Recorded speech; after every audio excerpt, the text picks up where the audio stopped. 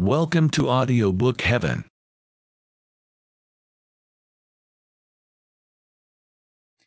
Oliver Twist by Charles Dickens. Chapter 15, showing how very fond of Oliver Twist the merry old Jew and Miss Nancy were. In the obscure parlour of a low public-house, in the filthiest part of Little Saffron Hill, a dark and gloomy den, where a flaring glass-light burnt all day in the winter-time, and where no ray of sun ever shone in the summer, there sat, brooding over a little pewter measure and a small glass, strongly impregnated with the smell of liquor, a man in a velveteen coat, drab shorts, half-boots, and stockings, whom even by that dim light no experienced agent of the police would have hesitated to recognize as Mr. William Sikes. At his feet sat a white-coated, red-eyed dog, who occupied himself alternately in winking at his master with both eyes at the same time, and in licking a large, fresh cut on one side of his mouth, which appeared to be the result of some recent conflict. "Oh, keep quiet, you varmint, keep quiet," said Mr. Sikes, suddenly breaking silence, whether his meditations were so intense as to be disturbed by the dog's winking, or whether his feelings were so wrought upon by his reflections that they required all the relief derivable from kicking an unoffending animal to allay them, is a matter for argument and consideration. Whatever was the cause, the effect was a kick and a curse, bestowed upon the dog simultaneously. Dogs are not generally apt to revenge injuries inflicted upon them by their masters, but Mr. Sikes' dog, having faults of temper in common with his owner, and labouring perhaps at this moment under a powerful sense of injury, made no more ado, but at once fixed his teeth in one of the half-boots. Having given in a hearty shake, he retired growling under a form, just escaping the pewter measure which Mr. Sikes levelled at his head. "Oh, you would you?" said Sikes, seizing the poker in one hand, and deliberately opening with the other a large clasp-knife which he drew from his pocket. "Come here, you born devil, come here, do you hear?" The dog no doubt heard, because Mr. Sikes spoke in the very harshest key of a very harsh voice, but appearing to entertain some unaccountable objection to having his throat cut, he remained where he was, and growled more fiercely than before, at the same time grasping the end of the poker between his teeth, and biting at it like a wild beast. This resistance only infuriated Mr. Sikes the more, who, dropping on his knees, began to assail the animal most furiously. The dog jumped from right to left and from left to right, snapping, growling, and barking. The man thrust and swore and struck and blasphemed, and the struggle was reaching a most critical point for one or the other, when the door suddenly opening, the dog darted out, leaving Bill Sikes with the poker and the clasp-knife in his hands. There must always be two parties to a quarrel, says the old adage. Mr. Sikes, being disappointed of the dog's participation, at once transferred his share in the quarrel to the newcomer. "What the devil do you come in between me and my dog for?" said Sikes, with a fierce gesture.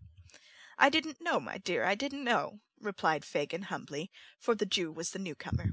"Didn't know, you white-livered thief!" growled Sikes. "Couldn't you hear the noise?"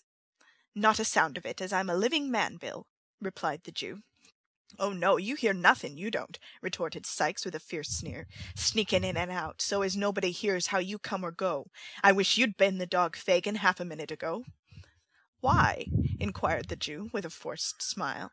"'Cause the government, as cares for the lives of men such as you, as haven't half the pluck of curs, lets a man kill a dog how he likes," replied Sikes, shutting up the knife with a very expressive look. "That's why." The Jew rubbed his hands, and sitting down at the table, affected to laugh at the pleasantry of his friend. He was obviously very ill at ease, however. "Oh, grin away," says Sikes, replacing the poker, and surveying him with savage contempt. "Grin away. You'll never have the laugh at me, though, unless it's behind a nightcap. I've got the upper hand over you, Fagin, and damn me, I'll keep it.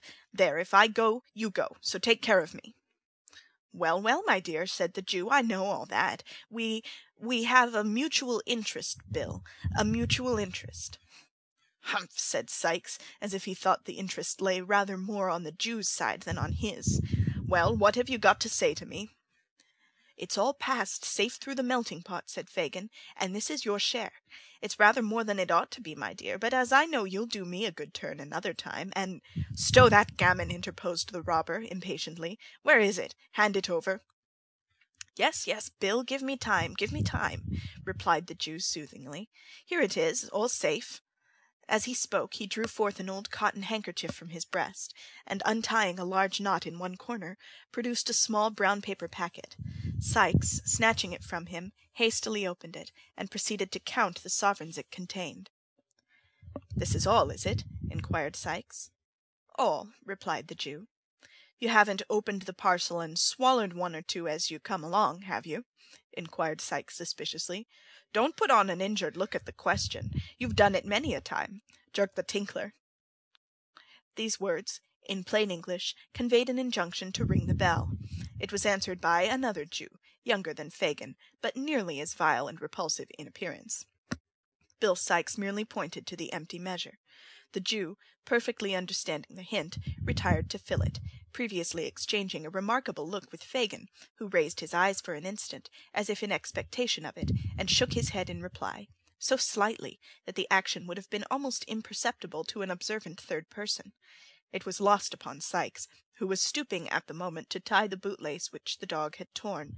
Possibly, if he had observed the brief interchange of signals, he might have thought it boded no good to him. "Is anybody here, Barney?" inquired Fagin, speaking, now that Sikes was looking on, without raising his eyes from the ground. "Dot a show," replied Barney, whose words, whether they came from the heart or not, made their way through the nose. "Nobody?" inquired Fagin, in a tone of surprise, which perhaps might mean that Barney was at liberty to tell the truth. "Nobody but Miss Nancy," replied Barney. "Nancy!" exclaimed Sikes. "Where? Strike me blind, if I don't honour that here girl for her native talents." "She's been having a plate of boiled beef in the bar," replied Barney. "Well, send her here," said Sikes, pouring out a glass of liquor. "Send her here." Barney looked timidly at Fagin, as if for permission. The Jew remaining silent and not lifting his eyes from the ground, he retired, and presently returned, ushering in Nancy, who was decorated with the bonnet, apron, basket, and street-door key complete. "You are on the scent, are you, Nancy?" inquired Sikes, proffering the glass. "Yes, I am, Bill," replied the young lady, disposing of its contents, "and tired enough of it I am, too. The young brat's been ill and confined to the crib, and—" "Ah, Nancy, dear," said Fagin, looking up. Now whether a peculiar contraction of the Jew's red eyebrows, and a half-closing of his deeply set eyes, warned Miss Nancy that she was disposed to be too communicative, is not a matter of much importance. The fact is, all we need care for here, and the fact is that she suddenly checked herself, and with several gracious smiles upon Mr. Sikes, turned the conversation to other matters. In about 10 minutes' time, Mr. Fagin was seized with a fit of coughing, upon which Nancy pulled her shawl over her shoulders and declared it was time to go. Mr. Sikes, finding that he was walking a short part of the way himself, expressed his intention of accompanying her. They went away together, followed, at a little distance, by the dog, who slunk out of a backyard as soon as his master was out of sight. The Jew thrust his head out of the room door when Sikes had left it, looked after him as we walked up the dark passage, shook his clenched fist, muttered a deep curse, and then with a horrible grin reseated himself at the table, where he was soon deeply absorbed in the interesting pages of the hue and cry. Meanwhile, Oliver Twist, little dreaming that he was within so very short a distance of the merry old gentleman, was on his way to the bookstall.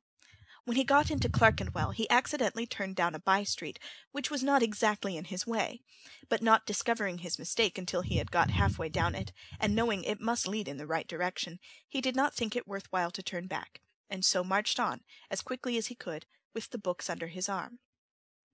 He was walking along, thinking how happy and contented he ought to feel, and how much he would give for only one look at poor little Dick, who, starved and beaten, might be weeping bitterly at that very moment, when he was startled by a young woman screaming out very loud, "Oh, my dear brother!" And he had hardly looked up to see what the matter was, when he was stopped by having a pair of arms thrown tight around his neck. "Don't!" cried Oliver, struggling. "Let go of me! Who is it? What are you stopping me for?" The only reply to this was a great number of loud lamentations from the young woman who had embraced him, and who had a little basket and a street-door key in her hand. "Oh, my gracious!" said the young woman. "I've found him! Oh, Oliver, Oliver, you naughty boy, to make me suffer such distress on your account! Come home, dear, come! Oh, I've found him! Thank goodness gracious heavens, I've found him!" With these incoherent exclamations, the young woman burst into another fit of crying, and got so dreadfully hysterical that a couple of women who came up at the moment asked a butcher's boy with a shiny head of hair anointed with suet, who was also looking on, whether he didn't think he had better run for the doctor. To which the butcher's boy, who appeared of a lounging, not to say indolent disposition, replied that he thought not. "Oh, no, no, never mind," said the young woman, grasping Oliver's hand. "I'm better now. Come home directly, you cruel boy, come." "Oh, ma'am," replied the young woman, "he ran away near a month ago from his parents, who are hard-working and respectable people, and went and joined a set of thieves and bad characters, and almost broke his mother's heart." "Young wretch," said one woman. "Go home, do, you little brute," said the other. "I am not," replied Oliver, greatly alarmed. "I don't know her. I haven't any sister, or father, or mother either. I'm an orphan. I live at Pentonville." "Only hear him, how he braves it out!" cried the young woman. "Why, it's Nancy!" exclaimed Oliver, who now saw her face for the first time, and started back in irrepressible astonishment. "You see, he knows me," cried Nancy, appealing to the bystanders. "He can't help himself. Oh, make him come home, there's good people, or he'll kill his dear mother and father, and break my heart." "What the devil's this?" said a man bursting out of a beer-shop, with a white dog at his heels. "Young Oliver, come home to your poor mother, you young dog. Come home directly." "I don't belong to them. I don't know them. Help!" cried Oliver, struggling in the man's powerful grasp. "Help?" repeated the man. "Yes, I'll help you, you young rascal. What books are these? You've been a-stealing them, have you? Give 'em here." With these words the man tore the volumes from his grasp, and struck him on the head. "That's right," cried a looker-on from a garret window. "That's the only way of bringing him to his senses." "To be sure," cried a sleepy-faced carpenter, casting an approving look at the garret window. "It'll do him good," said the two women. "And he shall have it too," rejoined the man, administering another blow, and seizing Oliver by the collar.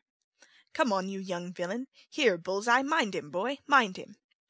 Weak with recent illness, stupefied by the blows and the suddenness of the attack, terrified by the fierce growling of the dog and the brutality of the man, overpowered by the conviction of the bystanders that he really was the hardened little wretch he was described to be, what could one poor child do? Darkness had set in. It was a low neighbourhood. No help was near. Resistance was useless. In another moment he was dragged into a labyrinth of dark, narrow courts, and was forced along them at a pace which rendered the few cries he dared to give utterance to unintelligible. It was of little moment, indeed, whether they were unintelligible or not, for there was nobody to care for them, had they been ever so plain. The gas-lamps were lighted. Mrs. Bedwin was waiting anxiously at the open door. The servant had run up the street 20 times to see if there were any traces of Oliver, and still the two old gentlemen sat perseveringly in the dark parlour, with the watch between them. End of chapter 15.